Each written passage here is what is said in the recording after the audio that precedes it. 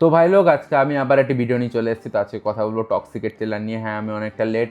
আজকে রাত এখন প্রায় 24 তারিখ পড়ে গেছে। এখন রাত প্রায় কটা বাজে, 2টো বাজতে গেল, মানে 1টা 51 বাজে। তো আমি ভিডিও করছি 26 তারিখে আসছে। বেসিক্যালি 1-2 দিন আছে আর মোটামুটি, আর 24-25 তারপরের দিন 26 তারিখে সকালবেলা আমাদের কৃষ্ণনগরে শো আছে 7টার সময়। আই থিঙ্ক আমি দেখতে যাব। তো আমি আপাতত ট্যাব নিয়ে বসেছি, অনেক কিছু বলবো টক্সিকের মানে বিষয় নিয়ে। তো প্রথমেই আসে হচ্ছে আমি টক্সিকের যে রিলিজ ডেট, সেটা 26 তারিখে, তোমরা সবাই জানো। আর টক্সিকের যে ট্রেলারটা বেরিয়েছে, এটা বেসিক্যালি প্রথমেই দেখবে যে হচ্ছে লায়ন গেট এটাকে ডিস্ট্রিবিউট করছে, মানে চারিদিকে স্ক্রিন দেবে, ওয়ার্ল্ড ওয়াইড স্ক্রিনে রিলিজ করবে।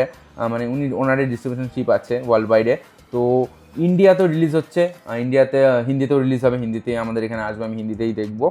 আর টক্সিকে মানে কাস্টে প্রচুর জন আছে, তার ভিতরে আমি টপ যে মানে যারা যারা কাজ করেছে তাদের নাম বলছি।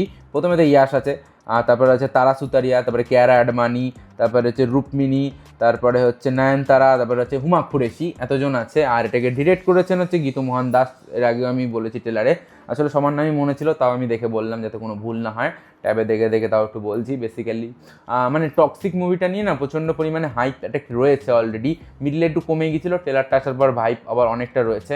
আজকে যখন আমি SBF গেছিলাম, তখনও ওখানে মুভি শুরু হওয়ার আগে, মানে জিতের মুভি শুরু হওয়ার আগে ওখানে টক্সিকের ট্রেলার চালানো হয়েছে বড় স্ক্রিনের, দেখে তো অদ্ভুত সুন্দর লেগেছে, আমার হেব্বি লেগেছে। আর টক্সিকের ট্রেলারে যদি আমি বলি যে BGM কেমন, BGM মোটামুটি ভালো। আসলে অতটা আমি বুঝতে পারিনি যে এখনও কতটা কী হবে মিউজিক। আর হচ্ছে একটা গান বেরিয়েছে, এটা তা ভাই ওটা আমি শুনেছি, তারপর আর একটা গান বেরিয়েছে ওটাও শুনেছি। আমি সেরকম কোনো BGM এখনও শুনিনি আমি এর। দেখা যাক কি BGM বা কতটা কি ভালো হয়, সেটা আমি দেখবো। I think Yasser movie BGM তো ভালো হবেই। আর সিন ওয়াইজ খুবই ভালো লাগছে, মানে দেখতে সত্যি খুবই ভালো লাগছে। সিনেমা হলে দেখেছি আমি।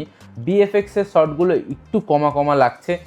জানি না কতটা কি পলিশ করবে, এর পরে ফাইনাল পলিশে মুভিতে দেখা যাবে। মুভি না দেখে মানে অতটা বলা যায় না যে কি হবে। আই থিঙ্ক ঠিকঠাক করেই দেবে, বা যদি নাও ঠিকঠাক করে সেটা সেটা তখন আলোচনা করা যাবে। এমনি ট্রেলারে মোটামুটি ভালোই লেগেছে সবটা। আর যদি গল্পতে যাই আমি, গল্পতে গেলে পরে সবার আগে গল্পতে যাওয়ার আগে গল্পর ক্যারেক্টারগুলো এখানে কিয়ারা আডবাণীর যেটা মানে ক্যারেক্টার দেখানো হয়েছে, এইগুলো আই থিঙ্ক জাস্টিফিকেশান করবে সিনেমাতে। আই থিঙ্ক সেরকম কনভিকশনের সাথে ক্যারেক্টার আর্কগুলোকে দেখানো হবে, আমি আশা করি।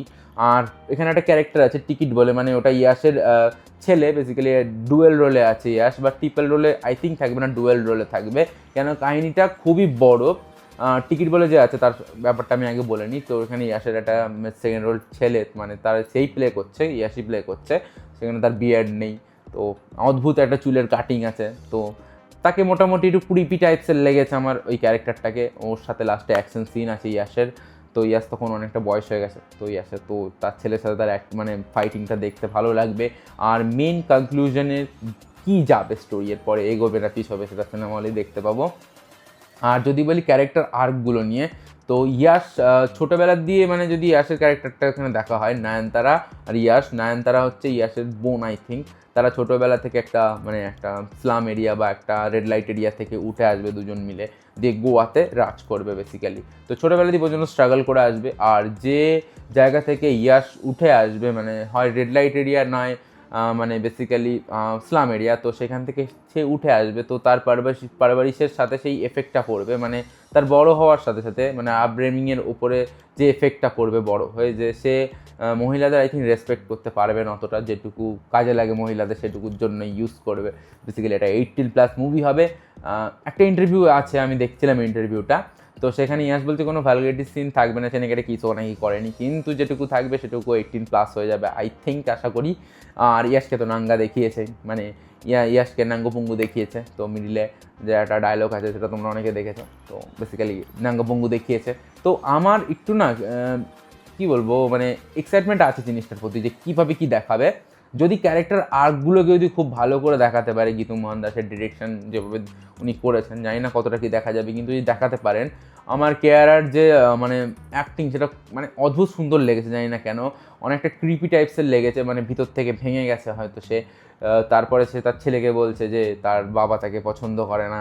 তো জিনিসগুলো আমি দেখবো যে কতটা কি ভালো লাগে। আর মানে সত্যি কথা বলতে, ধরো বাপ ছেলে আর মায়ের ভিতরে ঝামেলা হচ্ছে, ক্যাঁচাল হচ্ছে, ইন্ডিয়ার লোক ঝালমুড়ি নিয়ে বসবে আমি জানি, তো নিশ্চয়ই ভালো হবে। আই থিঙ্ক ভালো হবে, খুব সুন্দরই হবে। আর বেশি কিছু বলার নেই, মুভি দেখে আমি কথা বলবো। আর ভিএফএক্সের শট আমার অতটা ভালো লাগেনি, বিজিএম আমি আশা করি খুব ভালো হবে সিনেমাতে, এখনও জানি না কতটা কী করেছে। ইয়াশের অ্যাক্টিং ভালো, পারফরমেন্স তো সত্যি খুবই ভালো। তো সবাই জানো তোমরা কেজিএফ যারা দেখেছো বা তার আগের যে মুভিগুলো আছে ইয়াশের, সেগুলো যারা দেখেছো তারা জানো। আর এই বছর রামায়ণও আসছে, রামায়ণ অনেক বড় একটা প্রজেক্ট, নিতেশ তিওয়ারি মানে এটা কাজ করছে ওর উপরে।